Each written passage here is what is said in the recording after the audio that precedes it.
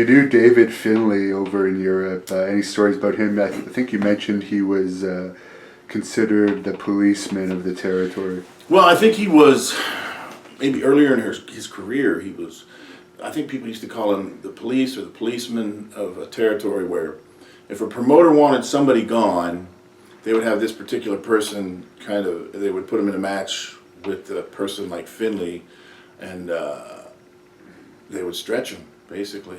And the story that I heard, and it was confirmed by Finlay, and when I saw him and met him in Germany, actually, in Austria, when the first time Finlay was working with WCW, I think it was the time he busted, what was his name? Steve Regal. Yeah. He busted him wide open on live TV or something. It was during that first run. Anyway, there was a local guy down in Florida. I think his name was Steve Collins. Steve the Party Animal Collins. He was friends with Kevin Sullivan. And the way I hear it is, and I don't know if this is true, but he was kind of bugging Kevin, trying to get hired in WCW. And he had a tryout or here or there or something. But Kevin, I don't know if he didn't think he was good enough or he didn't want to give him a job, ended up having Fit Finlay wrestle this guy, Steve.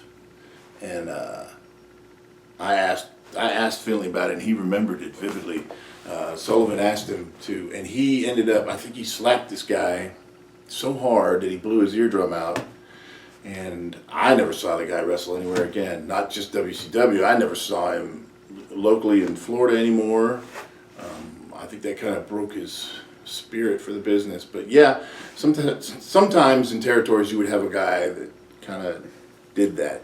Now in Germany, Finlay was great. He was a nice guy. I saw him kind of rough up a fan one night because there was, where we wrestled in Hanover, Germany, there was a bar it was like a big tent. There was a bar where they served beer all night long while the people were watching the wrestling show.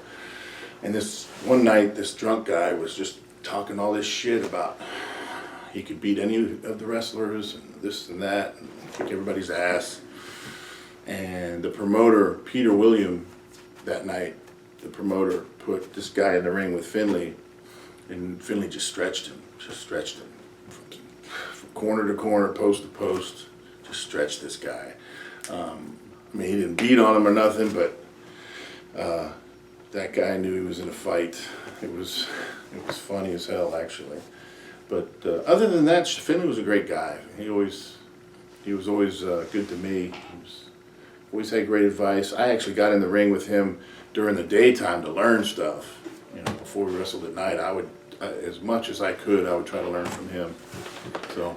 And I guess JBL and Bob Holly had kind of those policeman jobs in WWE at one time or another. That's what I heard. I mean, I was long gone, but yeah. It was interesting because JBL was meek and mild-mannered when I was there. He was Justin Hawk Bradshaw, and he didn't really talk to anybody. He didn't get into anybody's business. You didn't see him out at bars very much at all, if any. Bob Holly was never a big partier. He never caused any big problems when I was there. But, you know, they were there a lot longer. After I left, they were there a lot longer and their positions changed, so maybe that was the case. But I don't know, man. People talk about bullies in the business and stuff, and I think maybe some of that was going on too.